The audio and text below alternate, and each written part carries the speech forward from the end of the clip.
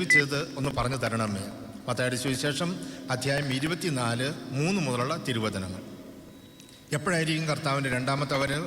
എപ്പോഴാണ് ഇതൊക്കെ കത്തി നശിക്കുന്നത്? എപ്പോഴാണ് ഈ ആകാശശക്തികൾ ഇളകുന്നത്? ഈ വസ്തുക്കൾ മുഴുവൻ കത്തി ചാമ്പലാകുമെന്നൊക്കെ പറയുന്നത്, അപ്പോൾ വാനമേഘത്തിൽ അങ്ങ് പ്രത്യക്ഷപ്പെടും എന്ന് പറയുന്നത്, അതെപ്പോഴായിരിക്കും ഒന്ന് പറഞ്ഞു തരാമോ? അതിന് ഈശോ കൊടുത്ത മറുപടി ശ്രദ്ധിക്കുക. കുറേ അടയാളങ്ങളാണ് പറഞ്ഞത്. അതുകൊണ്ടാണ് ഞാൻ പറഞ്ഞത് ഇതൊക്കെ ചെയ്യുന്നത് നമ്മൾ ഈ ജോലി തിരക്കിൻ്റെ ഇടയിൽ എവിടുന്നെങ്കിലും ആരെയെങ്കിലും പ്രസംഗിക്കാൻ വിളിച്ചു കൂട്ടുന്നതും അത് കേൾക്കാൻ നമ്മൾ കാതോർക്കാൻ വന്നിരിക്കുന്നതും നമ്മുടെ തിരക്ക് പിടിച്ച സമയത്ത് കുറച്ച് സമയം കണ്ടെത്തുന്നതും ഇതൊക്കെ ചെയ്യുന്നത് കാലത്തിൻ്റെ പ്രത്യേകത അറിഞ്ഞുകൊണ്ട് വേണം. അതാണ് എൻ്റെ പ്രധാനപ്പെട്ട സന്ദേശം. ഇപ്പം മത്തായിയുടെ സുവിശേഷം 24 അപ്പസ്തോലന്മാരുടെ ചോദ്യത്തിന് ഈശോ മറുപടി കൊടുത്തത് ഇങ്ങനെയാണ്. മത്തായിയുടെ സുവിശേഷം അധ്യായം 24:3 മുതലുള്ള വാക്യങ്ങളിലാണ് അവരുടെ ചോദ്യം. അതിന് ഈശോ കൊടുത്ത ഉത്തരം ഇങ്ങനെയാണ്: ആരും നിങ്ങളെ വഴി തെറ്റിക്കാതിരിക്കാൻ സൂക്ഷിച്ചുകൊള്ളും. പലരും എൻ്റെ നാമത്തിൽ വരും. വഴി തെറ്റുക എന്ന് പറയുമ്പോൾ ഈശോ ഒരു സഭ സ്ഥാപിച്ചു. മത്തായിയുടെ സുവിശേഷം അധ്യായം 16-18 ഇതൊക്കെ ഈ കാലഘട്ടത്തിൽ നമ്മൾ മനസ്സിലാക്കേണ്ടതാണ്. മത്തായിയുടെ സുവിശേഷം അധ്യായം 16-18 നീ പത്രോസാണ്, ഈ പാറമേൽ എൻ്റെ സഭ ഞാൻ സ്ഥാപിക്കും. സഭകൾ എന്നുള്ള ബഹുവചനം അവിടെ പറയുന്നില്ല. ഒരു രാഷ്ട്രീയ പാർട്ടിക്ക്, ഒരു നേതാവിന് പുതിയൊരു പാർട്ടി തുടങ്ങാൻ തുടങ്ങുന്നുണ്ട്. ഇതുപോലൊരു വ്യക്തിക്ക്, ഭൂമുഖത്തൊരു വ്യക്തിക്ക് സഭ തുടങ്ങാൻ ദൈവം അനുവാദം കൊടുത്തിട്ടില്ല. ഈശോ പറഞ്ഞത് എൻ്റെ സഭ ഞാൻ തുടങ്ങുമെന്നാണ് ഈശോ പറഞ്ഞിരിക്കുന്നത്. അപ്പം ഇന്ന് പലരും ഒരു കരിസ്മാറ്റിക് ധ്യാനത്തിലോ മറ്റേതെങ്കിലും ധ്യാനത്തിൽ പങ്കെടുത്ത് കഴിയുമ്പോൾ സഭ ഏതായാലെന്താ, വചനമല്ലേ പ്രസംഗിക്കുന്നു, ആ ഒരു മനോഭാവം വരികയും ധാരാളം പേര് വ്യതിചലിച്ചു പോകുന്നുണ്ട്. യേശു ഒരു വഴി നമുക്ക് നിർദ്ദേശിച്ച് തന്നിട്ടുണ്ട്. ഈ വരുന്നവരൊക്കെ യേശുവിൻ്റെ നാമത്തിലാണ് വരുന്നത്. അത്ഭുതകരമായിട്ടുള്ള രോഗശാന്തി നടക്കുന്നുണ്ട്. അതാ പലരും എടുത്ത് പറയുന്നു.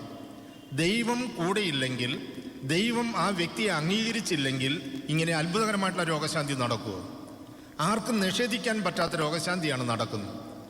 അതുകൊണ്ട് ആ വ്യക്തിയെ ദൈവം അംഗീകരിച്ചിട്ടുണ്ടെന്ന് വിശ്വസിക്കുന്ന ഒരു പറ്റം ആൾക്കാർ.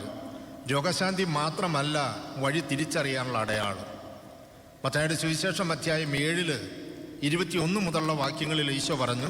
മത്തായിയുടെ സുവിശേഷം അധ്യായം 7:21 മുതലുള്ള വാക്യങ്ങൾ: കർത്താവേ കർത്താവേ എന്ന് എന്നെ വിളിച്ചപേക്ഷിക്കുന്ന ഏവനുമല്ല, എൻ്റെ സ്വർഗസ്ഥനായ പിതാവിൻ്റെ ഇഷ്ടം നിറവേറ്റുന്നവനാണ് ദൈവരാജ്യത്തിൽ പ്രവേശിക്കുക. എന്നിട്ട് ഈശോ പറഞ്ഞു, അന്ന് പലരും എന്നോട് ചോദിക്കും, നിന്റെ നാമത്തിൽ ഞങ്ങൾ പിശാചുക്കളെ ബഹിഷ്കരിച്ചില്ലേ? നിന്റെ നാമത്തിൽ രോഗശാന്തി കൊടുത്തില്ലേ? ഞങ്ങൾ തെരുവിൽ നിന്നെക്കുറിച്ച് പ്രസംഗിച്ചില്ലേ? ഞാൻ പറയും, അനീതി പ്രവർത്തിക്കുന്നവരെ എന്നിൽ നകന്നു പോകുമെന്ന് ഞാൻ പറയും. അപ്പം ഇതിൽ എന്താ വ്യക്തമാകുന്നത്? ഈ മരിച്ചവരെ ഉയർപ്പിക്കുന്നതോ രോഗശാന്തി കൊടുക്കുന്നതോ മാത്രമല്ല വഴി തിരിച്ചറിയാനുള്ള അടയാളം. അപ്പം അതുകൊണ്ട് പലരും എൻ്റെ നാമത്തിൽ വന്ന് വഴി തെറ്റിക്കും. ഇന്ന് അതാ സംഭവിക്കും. നന്മയുടെ രൂപത്തിലാണ് അവൻ വരുന്നത്. നന്മയുടെ രൂപത്തിൽ വരിക. നൂറ്റാണ്ടുകളായിട്ട് പാരമ്പര്യമായി ദൈവത്തെ സ്തുതിച്ചു വന്ന പല മക്കളും, പ്രത്യേകിച്ച് വിദേശ രാജ്യങ്ങളിൽ, അവിടെ ഇങ്ങനെ ഇടവക വികാരിയോ ഒരച്ഛൻ ഓരോ കുടുംബത്തെ ഓരോ വ്യക്തിയോ ഒന്നും നേരിൽ കണ്ട് തിരുത്താൻ സാധിക്കുന്നില്ല. ലോകത്തിൻ്റെ നാനാഭാഗത്തുനിന്ന് വന്നവർ അവിടുന്ന് ചില തെറ്റായ പ്രബോധനങ്ങൾ കേട്ട് അവരുടെ കുടുംബത്തിലുള്ളവരെ കൂടി ആ വഴിയിലേക്ക് തിരിക്കുന്ന ഒരു സാഹചര്യത്തിലാണ് നമ്മളിപ്പോൾ ജീവിക്കുന്നത്. അപ്പോൾ അവിടുന്ന് പറയുകയാണ്, പലരും എൻ്റെ നാമത്തിൽ വന്ന് അനേകരെ വഴി തെറ്റിക്കുമെന്നാണ് പറയുന്നത്. ഇനി ഇവിടെ പറഞ്ഞത് ഒരു ഉദാഹരണം കൂടി ഈശോ പറഞ്ഞു. ഒരു വിവേകിയായ മനുഷ്യൻ അവൻ വീട് പണിയാൻ നേരെ താഴത്തിൽ കുഴിച്ച്, നല്ല പാറ കാണുന്നവരെ അവൻ കുഴിച്ചു. അങ്ങനെ പാറമേൽ അടിത്തറയിട്ട് അവൻ വീട് പണിതു. മറ്റൊരു വ്യക്തി, ഇതിനൊന്നും വലിയ അർത്ഥമൊന്നുമില്ല, വെറുതെ പണം ചെലവഴിക്കുന്നത്, ഇത്ര വലിയ പാറ വരെയൊന്നും താഴ്ത്തേണ്ട ആവശ്യമൊന്നുമില്ല, മണൽപ്പുറത്ത് ഉറപ്പില്ലാത്ത തറയുടെ മുകളിൽ ഒരു മനോഹരമായ വീട് അവനും പണിതു. പുറമേ നിന്ന് നോക്കിക്കഴിഞ്ഞാൽ രണ്ടും മനോഹരമായിരിക്കുന്നു. പക്ഷെ ഒന്ന് പാറയുടെ മുകളിലാണ്, ഒന്ന് മണൽപ്പുറത്താണ്. രണ്ടും നിലനിൽക്കുക. ഒരു പ്രതികൂല സാഹചര്യമുണ്ടായി. വലിയ വെള്ളപ്പൊക്കമുണ്ടായി. ഈ രണ്ട് ഭവനത്തിൻ്റെ മേലും ഇത് ആഞ്ഞടിച്ചു. ആ സമയത്താണ് ഈ ആദ്യത്തെ മനുഷ്യൻ്റെ വിവേകം പ്രകടമാകുന്ന ഇവിടെയാണ്. ഈ വെള്ളപ്പൊക്കം ആഞ്ഞടിച്ചപ്പോൾ ഈ പാറമേൽ പണിത ഭവനം അത് നിലനിന്നു, മണൽപ്പുറത്ത് പണിത ഭവനം അത് തകർന്നു പോയി. ഈ പാറ ഏതാണെന്ന് നമ്മൾ ചിന്തിക്കണം. ഈ പാറമേൽ ഭവനം പണിതവർ, ഈ പാറ ഏതാണ്?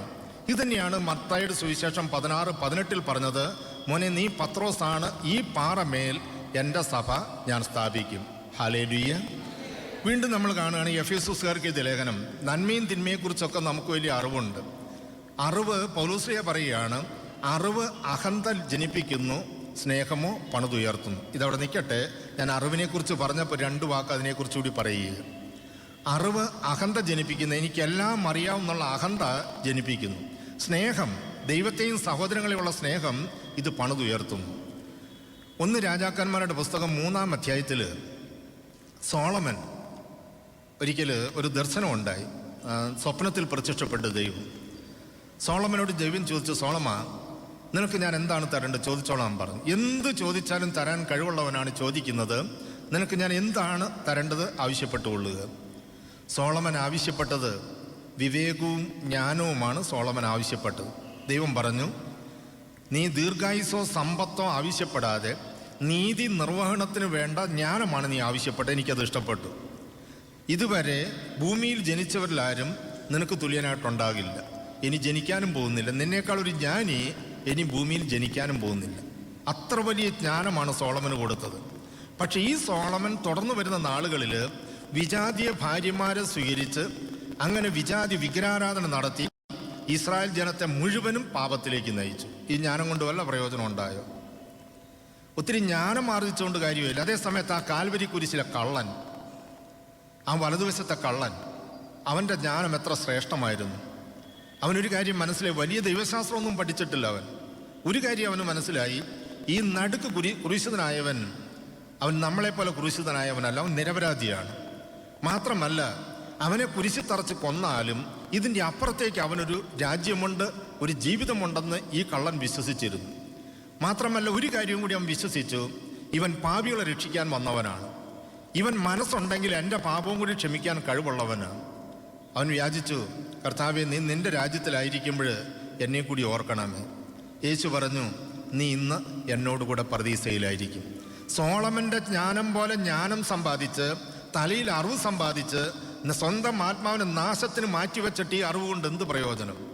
സോളമൻ്റെ വിജ്ഞാനം സ്വീകരിച്ച് നാശത്തിലേക്ക് പോകുന്നതിനേക്കാൾ നല്ലത് ഈ കള്ളൻ്റെ വലതുവശത്തെ കള്ളൻ്റെ തുച്ഛമായ അറിവ് കൊണ്ട് നിത്യജീവൻ സ്വന്തമാക്കുന്നതല്ലേ ശ്രേഷ്ഠം. ഹല്ലേലൂയ. അതാണ് പൗലോസ്ലീഹ പറയുന്നത്. കുറേ അറിവ് നിറച്ചുകൊണ്ട് മാത്രം സ്വർഗത്തിൻ്റെ കവാടം തുറക്കപ്പെടണമെന്നില്ല. എഫെസോസുകാർക്ക് ഇത് ലേഖനം അധ്യായം 2:20 മുതലുള്ള വാക്യങ്ങൾ. അപ്പസ്തോലന്മാരും പ്രവാചകന്മാരുമാകുന്ന അടിത്തറമേൽ പണിതുയർത്തപ്പെട്ടവരാണ് നിങ്ങൾ. അപ്പസ്തോലന്മാരും പ്രവാചകന്മാരും. അപ്പസ്തോലന്മാർ 12 അപ്പസ്തോലന്മാർ, തീർന്നില്ല. അതിനു മുൻപുണ്ടായിരുന്ന പ്രവാചകന്മാർ. ഈശോ പറഞ്ഞു, ഞാൻ പ്രവാചകന്മാരെയോ നിയമങ്ങളെയോ മായ്ക്കാൻ വന്നവനല്ല, എടുത്തു മാറ്റാൻ വന്നതല്ല, അതിൻ്റെ ശരിയായ അർത്ഥത്തിൽ പൂർത്തിയാക്കാൻ വന്നത്. അപ്പസ്തോലന്മാരും പ്രവാചകന്മാരുമാകുന്ന അടിത്തറമേൽ പണിതുയർത്തപ്പെട്ടവരാണ് നിങ്ങൾ. ഇനി ഞാൻ ആദ്യം പറഞ്ഞ അത് കുറച്ചുകൂടി വായിക്കാം. അപ്പസ്തോലന്മാരും പ്രവാചകന്മാരുമാകുന്ന അടിത്തറമേൽ പണിതുയർത്തപ്പെട്ടവരാണ് നിങ്ങൾ. ഈ അടിത്തറയുടെ മൂലക്കല്ല് ക്രിസ്തുവാണ്. ക്രിസ്തുവിൽ ഭവനം ഒന്നാകെ സമന്വയിക്കപ്പെട്ടിരിക്കുന്നു. കർത്താവിൽ പരിശുദ്ധമായ ആലയമായി അത് വളർന്നുകൊണ്ടിരിക്കുകയും ചെയ്യുന്നു. പരിശുദ്ധാത്മാവിൽ ദൈവത്തിൻ്റെ വാസസ്ഥലമായി നിങ്ങളും അവനിൽ പണിയപ്പെട്ടുകൊണ്ടിരിക്കുന്നു. ഇതാണ് ദൈവം നമ്മളോട് പറയാൻ ആഗ്രഹിക്കുന്ന ഒരു കാര്യം. നീ പത്രോസാണ്, ഈ പാറമേൽ എൻ്റെ സഭ ഞാൻ സ്ഥാപിക്കും. അത്ഭുതങ്ങളും അടയാളങ്ങളും പലരും കാണിച്ചിട്ടുണ്ട്. അപ്പസ്തോല പ്രവർത്തനം 19-ാം അധ്യായം. അപ്പസ്തോല പ്രവർത്തനം അധ്യായം 19 സ്കേവായുടെ പുത്രന്മാർ 7 മക്കള്, അവരുടെ പണി അത്ഭുതം പ്രവർത്തിക്കലായിരുന്നു. യേശു ക്രിസ്തുവിൻ്റെ നാമത്തിൽ പൗലോസും പത്രോസും പ്രസംഗിക്കുന്ന യേശു ക്രിസ്തുവിൻ്റെ നാമത്തിൽ നിന്നോട് ഞാൻ കൽപ്പിക്കുന്നു, പിശാചിയെ പുറത്തു പോകുക. ഒരുവിധമുള്ള പിശാചുക്കളൊക്കെ പുറത്തുപോയി. ഒരു പിശാച് ചോദിച്ചു, യേശുവിനെ എനിക്കറിയാം, പത്രോസിനെ എനിക്കറിയാം, പക്ഷെ ഈ നാമം ഉച്ചരിക്കാൻ നീ ആരാണ്? നിനക്കുള്ള ബന്ധം എന്താണ്? നിനക്ക് ശ്ലൈഹിക അധികാരം കിട്ടിയിട്ടുണ്ടോ? നിനക്ക് യേശു സ്ഥാപിച്ച സഭയോട് ബന്ധമുണ്ടോ? നീ പറഞ്ഞ പത്രോസിനെ എനിക്കറിയാം, യേശുവിനെ എനിക്കറിയാം, പക്ഷെ നീ ആരാണ്? ഉത്തരവില്ല. പിശാച് ബാധിച്ച മനുഷ്യൻ ആ മനുഷ്യനെ ആക്രമിച്ചു, നഗ്നനായി മുറിവേറ്റ് ഓടിപ്പോയി എന്നാണ് പറയുന്നത്. അടിത്തറ വേണം. അപ്പം വെട്ടിയിട്ട ഒരു കമ്പാണെങ്കിലും കിളിർക്കുമായിരിക്കും, പക്ഷെ അത് വേര് പിടിക്കുക പ്രയാസമാണ്. അപ്പം ഉപരിപ്ലവമായിട്ടുള്ള ഏതെങ്കിലും ഒരു വരങ്ങൾ മാത്രം കണ്ട് സഭയെ തള്ളിപ്പറയുന്നതും സഭയോട് ആത്മീയമായിട്ടുള്ള ബന്ധം നശിപ്പിക്കുന്നതും ഒരു വലിയ തകർച്ചയുടെ ആരംഭമാണ്. ഇനി സഭയുടെ പ്രത്യേകത എന്താണ്? എനിക്ക് നീന്തൽ അറിയില്ലെങ്കിലും ഞാനൊരു വഞ്ചിയിൽ യാത്ര ചെയ്യുകയാണെങ്കിൽ ആ വഞ്ചി എന്നെ അക്കരെ കൊണ്ട് എത്തിക്കുന്നു. എനിക്ക് കുറേ കുറവുകളുണ്ടെങ്കിലും സഭയുടെ നന്മ കൊണ്ട് അത് പരിഹരിക്കപ്പെടുന്നു. വ്യക്തിപരമായി എനിക്ക് കുറേ കുറവുണ്ട്. സഭയുടെ നന്മ എന്താണ്? ആദിമ സഭയിൽ റോമിൽ ചെന്നാൽ 150 ഏക്കർ ഭൂഗർഭ അറകളുണ്ട്. അന്നൊക്കെ ക്രിസ്ത്യാനികൾ ഇഞ്ചിഞ്ചായിട്ട് സിംഹക്കുഴിയിലേക്ക് വലിച്ചെറിഞ്ഞ് തിളപ്പിച്ച എണ്ണയിലിട്ട് ജീവനോടെ പൊരിച്ചിരുന്ന കാലം. അന്നൊക്കെ അവർ യേശുവിനെ പ്രതി സ്വജീവൻ ബലിയർപ്പിച്ചത്. അതുകൊണ്ട് സഭയെക്കുറിച്ച് പറയുന്നത് രക്തസാക്ഷികളുടെ ചുടുനിണം കൊണ്ട് മണ്ണ് കുഴച്ച് ഇഷ്ടിയുണ്ടാക്കി ചുട്ടെടുത്ത ഭവനമാണെന്ന് പറയാറുണ്ട് കത്തോലിക്ക തിരുസഭ. സഭാപ്രസംഗന്റെ പുസ്തകം അധ്യായം 4:12. അവിടെ പറയുകയാണ്, ഒറ്റയ്ക്കായിരിക്കുന്നവനെ പെട്ടെന്ന് കീഴ്പ്പെടുത്താൻ പറ്റും. സഭാപ്രസംഗന്റെ പുസ്തകം അധ്യായം 4:12. മുപ്പിരി ചരട് വേഗം പൊട്ടില്ല. ഒരു ചരട് ഒറ്റയ്ക്ക് എനിക്ക് പൊട്ടിക്കാൻ പറ്റും. അങ്ങനത്തെ 3 ചരട് കൂട്ടിപ്പിരിച്ചാൽ എനിക്ക് പൊട്ടിക്കാൻ പറ്റില്ല. അപ്പം കത്തോലിക്ക തിരുസഭയുടെ ശക്തി എന്ന് പറയുന്നത് 110 കോടി ജനങ്ങൾ അടങ്ങുന്നൊരു വലിയ വടമാണിത്. ഇത് പൊട്ടിക്കാൻ പറ്റില്ല. സഭയിൽ എനിക്ക് വ്യക്തിപരമായിട്ട് സഭയിൽ നന്മയില്ലായിരിക്കും, ഞാൻ പാപം ചെയ്യുന്നവനായിരിക്കും. പക്ഷെ ഒരു വലിയ നന്മയുള്ള സഭയോട് ഞാൻ ചേർന്ന് നിൽക്കുമ്പോൾ ഈ സഭയുടെ അനുഗ്രഹം എന്നിലേക്ക് കടന്നു വരുന്നു. ഒറ്റയ്ക്കായിരിക്കുന്നവനെ പെട്ടെന്ന് കീഴ്പ്പെടുത്താൻ പറ്റും, പക്ഷെ മുപ്പിരി ചരട് വേഗം പൊട്ടിക്കാൻ പറ്റില്ല. ഈ കാലഘട്ടത്തിൽ പുണ്യത്തെക്കുറിച്ചും സുഹൃത്തേക്കാൾ പ്രസംഗിക്കേണ്ടതിനേക്കാൾ കൂടുതൽ ദൈവസ്നേഹവും രക്ഷയുടെയൊക്കെ കാലം കഴിഞ്ഞു, പ്രസംഗിക്കേണ്ട കാലമൊക്കെ കഴിഞ്ഞു. ഇനി ഞാൻ നിൽക്കുന്നത് സഭയോടുള്ള എൻ്റെ ബന്ധം. ഉപരിപ്ലവമായിട്ട് ഞാൻ സഭയിൽ നിൽക്കുന്നു, മനസ്സുകൊണ്ട് ഞാൻ സഭയെ വിമർശിക്കുന്നു, സഭ അധികാരികളെ വിമർശിക്കുന്നു. കൂതാശകളിൽ എനിക്ക് താല്പര്യമില്ല, എന്നാൽ ഞാൻ സഭ വിട്ടു പോയിട്ടുമില്ല. ഈ ഒരു ശൈലിയിലേക്കാണ് സാത്താൻ ഒത്തിരി പേരെ നയിച്ചുകൊണ്ടിരിക്കുന്നത്. പണ്ട് വചനം അറിയില്ലായിരുന്നു. നമ്മുടെ ഒന്നും പൂർവികർക്ക് വലിയ കാര്യമായിട്ട് വചനം അറിയില്ലായിരുന്നു. പക്ഷെ അവർ സഭയെ സ്നേഹിച്ചിരുന്നു. അവരുടെ മക്കളായ നമ്മളും അറിയാം, മാലാഖയുടെ വേഷഞ്ഞില്ലെങ്കിൽ നമ്മുടെ പോക്ക് നാശത്തിലേക്കായിരിക്കും. അതുകൊണ്ട് ബൈബിൾ പറയുകയാണ്, തെരഞ്ഞെടുക്കപ്പെട്ടവരെ പോലും വഴി തെറ്റിക്കത്തക്ക രീതിയിലുള്ള വലിയ അത്ഭുതങ്ങൾ അവൻ കാണിക്കും. അത്ഭുതങ്ങളുടെ പിന്നാലെ അടിത്തറ വിട്ടിട്ട് പായരുത്. ഈ തറയിൽ ഉറച്ചു നിന്നുകൊണ്ടായിരിക്കണം നമ്മൾ അത്ഭുതങ്ങളോ രോഗശാന്തി ശുശ്രൂഷയോ വചന ശുശ്രൂഷയോ ഈ പാറയിൽ ഉറച്ചു നിന്നുകൊണ്ടായിരിക്കണം ഇവയെല്ലാം സ്വീകരിക്കേണ്ടത്. അതേപോലെ മറ്റ് സഭകളിൽ പരിശുദ്ധാത്മാവിനാൽ നയിക്കപ്പെടുന്ന വ്യക്തികളില്ലേ? ഉണ്ട്. അങ്ങനെ പരിശുദ്ധാത്മാവിൽ നയിക്കപ്പെടുന്ന വ്യക്തി മനുഷ്യകുലത്തിൻ്റെ രക്ഷയ്ക്ക് വേണ്ടിയുള്ള സന്ദേശമായിരിക്കും അവർ തരുന്നത്. അവരൊരു മതത്തെയും കുറ്റം പറയില്ല. ഇവിടെ അനേക മതങ്ങളുണ്ട്. അവർ വചനം പ്രസംഗിക്കും, പക്ഷെ ഒരു മതത്തിൻ്റെയും വിശ്വാസത്തെ അവർ ചെറുതാക്കി കാണിക്കില്ല. ഒരു മതത്തെയും അവർ വ്യക്തിപരമായിട്ട് തേജോവധം ചെയ്യില്ല. ഒരു സഭയും അവർ തേജോവധം ചെയ്യില്ല. ഞങ്ങൾ മാത്രമാണ് തിരഞ്ഞെടുക്കപ്പെട്ടവർ, ബാക്കിയൊക്കെ നാശത്തിലേക്കാണെന്ന് പറയുമ്പോൾ അവിടെ മനസ്സിലാക്കിയാൽ മതി. ഇവിടെ എന്തോ സ്പെല്ലിംഗ് മിസ്റ്റേക്ക് ഉണ്ടെന്ന് മനസ്സിലാക്കി വെച്ചാൽ മതി. ഹല്ലേലൂയ, യേശുവേ സ്തോത്രം, യേശുവേ നന്ദി. ഇനി നമ്മൾ സഭയിൽ നിൽക്കുമ്പോഴുള്ള ഗുണത്തെക്കുറിച്ചാണ് ഞാൻ പറഞ്ഞു വരുന്നത്. അപ്പോൾ അവിടെ നിന്ന് പറയാൻ മുപ്പിരി ചരട് വേഗം പൊട്ടിക്കാൻ പറ്റില്ല. സഭയുടെ പ്രത്യേകതയിലേക്ക് പിന്നീട് വരാം. നമുക്ക് ഇവിടെ ഒരു വചനം കൂടി ധ്യാനിക്കാം. എഫേസോസ്കാരുടെ ലേഖനം അധ്യായം 1:23. എഫേസോസ്കാരുടെ ലേഖനം അധ്യായം 1:23. സഭ അവൻ്റെ ശിരസ്സാണ്, എല്ലാ വസ്തുക്കളിലും സകലതും പൂർത്തിയാക്കുന്ന അവൻ്റെ പൂർണ്ണതയുമാണ്. ഏതെങ്കിലും ഒരു മെത്രാനച്ചൻ്റെയോ ഏതെങ്കിലും ഒരു വൈദികൻ്റെയോ ഏതെങ്കിലും ഒരു സിസ്റ്ററിൻ്റെയോ കുറവ് പൊക്കിക്കാണിച്ചിട്ട് സഭയിൽ നിന്ന് വിദ്വേഷം ഉണ്ടാക്കുക എന്നുള്ളത് സാത്താൻ്റെ ഒരു പ്രത്യേകതയാണ്. ഇന്ന് അവൻ യൂറോപ്പിലെ സഭയെ നശിപ്പിച്ചു കഴിഞ്ഞു. എന്താ അതിൻ്റെ കാരണം? അമേരിക്ക, യൂറോപ്പ് ഇങ്ങനെയുള്ള സ്ഥലങ്ങളിലൊക്കെ പലപ്പോഴും മാധ്യമങ്ങൾ കൈകാര്യം ചെയ്യുന്ന ഒന്നുകിൽ ജൂതന്മാർ അല്ലെങ്കിൽ പ്രോട്ടസ്റ്റന്റ് വിഭാഗത്തിൽപ്പെട്ടവർ. 25 വർഷം മുൻപ് ഒരു വൈദികയിൽ നിന്നൊരു തെറ്റ് സംഭവിച്ചിട്ടുണ്ടെങ്കിൽ 24 മണിക്കൂർ ആ സംഭവം ടി വിയിലിട്ട് കാണിച്ചുകൊണ്ടിരിക്കുക. ആ കോടതിയിൽ ആ കേസ് വിസ്തരിക്കുന്നത് ടി വിയിൽ കാണിച്ചുകൊണ്ടിരിക്കുക. അപ്പം വളർന്നു വരുന്ന യുവജനങ്ങളുടെ ഇടയിൽ സഭയെക്കുറിച്ചും വൈദികരെക്കുറിച്ചും ഒരു തെറ്റായ ചിത്രം അവരുടെ മനസ്സിൽ പതിയുന്നു. അതിൻ്റെ ഫലം എന്തായി? അവിടെ ദൈവവിളി കുറഞ്ഞു. ദൈവവിളി കുറഞ്ഞപ്പോൾ എന്ത് സംഭവിച്ചു? കോടികൾ മുടക്കി പണിത, ഇപ്പം UK ലിവർപൂൾ എന്നൊക്കെ പറയുന്ന സ്ഥലത്ത് ഒരു ഫർലോങ് നമ്മൾ നടന്നു കഴിഞ്ഞാൽ ബ്രഹ്മാണ്ഡം ദേവാലയങ്ങൾ അവിടെ കാണാൻ പറ്റും. ഇപ്പം അത് വിറ്റുകൊണ്ടിരിക്കുകയായിരുന്നു. കാരണം അതിൻ്റെ ടാക്സ് അടയ്ക്കാൻ പറ്റുന്നില്ല. അത്രയും വിശ്വാസികളില്ല. അതിൻ്റെ ടാക്സ് അടയ്ക്കാൻ മാത്രം വിശ്വാസികളില്ല. ഇവരുടെ ദശാംശം കൊണ്ട് പിടിച്ചു നിൽക്കാൻ പറ്റുന്നില്ല. അപ്പം ഇൻ്റർനെറ്റിൽ പരസ്യം കൊടുത്തിരിക്കുകയാണ്, പള്ളി വിൽക്കാനുണ്ട്. ഒരു പള്ളി വാങ്ങിച്ച് ഇസ്ലാം വിശ്വാസികൾ വാങ്ങിച്ച് മോസ്കായിട്ട് ഉപയോഗിക്കുന്നു. കോടികൾ മുടക്കി അന്നത്തെ വിശ്വാസികളുടെ പൂർവീകർ പണിത പള്ളിയെ മറ്റൊരു പള്ളി അത് അമ്പലമായിട്ട് ഉപയോഗിക്കുന്നു. എന്നാലും ദൈവത്തെയാണല്ലോ ആരാധിക്കുന്നത്, ആശ്വസിക്കാം. അപ്പോഴൊരു സഹോദരൻ പറഞ്ഞത്, ബ്രദർ ഇതൊക്കെ സഹിക്കാം, ഇതാ ഒരു പള്ളി ബാറായിട്ട് ഉപയോഗിക്കുകയാണ്. മദ്യക്കച്ചവടക്കാരാണ് ആ പള്ളി വാങ്ങിച്ചിരിക്കുന്നത്. വിനാശത്തിൻ്റെ അശുദ്ധ ലക്ഷണം വിശുദ്ധ സ്ഥലത്ത് നിൽക്കുന്ന കാണുമ്പോൾ വായനക്കാരൻ ഗ്രഹിച്ചോളൂ. ഇതിൻ്റെ പിന്നിലും ചരിത്രമുണ്ട്. വെറുതെ അങ്ങ് പള്ളി ലേലം വിളിക്കുകയല്ല ചെയ്തത്.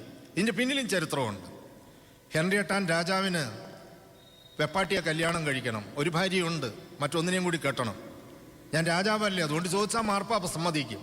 മാർപ്പാപ്പ സമ്മതിച്ചില്ല. അതുകൊണ്ടൊരു പുതിയ സഭ അങ്ങ് തുടങ്ങി. അവിടെ രക്തപ്പുഴയൊഴുക്കി, കത്തോലിക്ക ദേവാലയങ്ങൾ പിടിച്ചെടുത്തു, ഒരു പുതിയ സഭയങ്ങ് തുടങ്ങി.